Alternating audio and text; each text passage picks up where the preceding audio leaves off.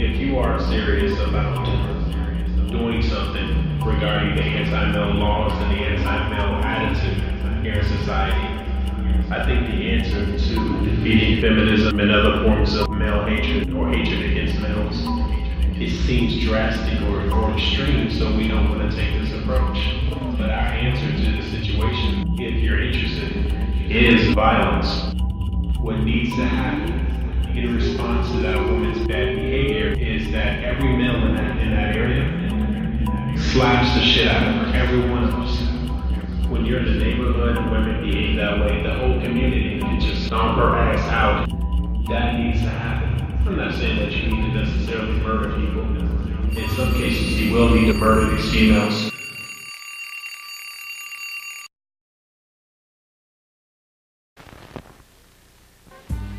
You know, this was me 5 years ago, and it's still me.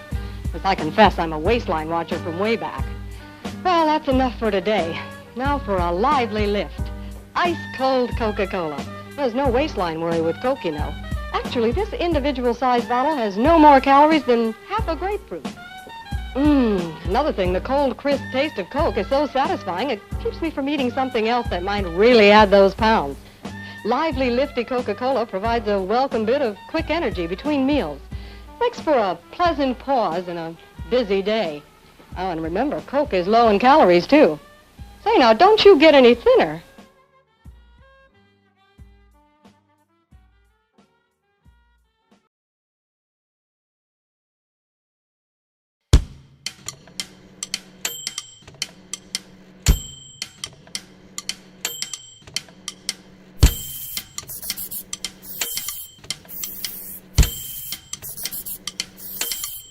The homemaker walks miles every day, from sink to icebox, from cupboard to stove, and from kitchen to dining table. Even an efficiency expert would be staggered by the amount of chasing around and indoor road work that the little woman takes as a matter of course. There's the stair climbing event, for example, usually accomplished full tilt and with an armload of brooms, mops, blankets, and sundry household paraphernalia. Here's another hurry-up picture of the clinging vine whizzing through a day's program that would leave the average mountaineer gasping for breath. Each trip upstairs is the equivalent of lifting her own weight 12 feet. And at the rate of 20 trips a day, that's lifting about 12 tons of weight. Who said weaker sex? Ironing is another kind of work that's a lot of little jobs all rolled into one. Just to iron one of hubby's shirts, for instance. The iron may have to be lifted 20 or 30 times. And since a flat iron weighs about as much as a brick, a day's ironing actually uses just about as much muscle as bricklaying. Women's work is not for sissies. Women's work is not for sissies. This fat positivity that is another feminist trope. It's like you can look like what you want. Your self-esteem shouldn't depend on what a man thinks of you. Well, yes, it should, because if you want to, if you want to settle down with a man you like and have a nice, happy life, there are certain things that men like in women, like stay thin. Grab him by the pussy. Grab him by the pussy. When you're a star, they let you do it. Grab him by the pussy. You can do anything. Grab him by the pussy. Hello, how are you? Hi. Grab him by the pussy. Nice seeing you. Terrific. When you're a star, Terrific. You know they Billy let you Bush? do it. Grab him by the pussy. You can do anything. Cunt. C-U-N-T. Cunt.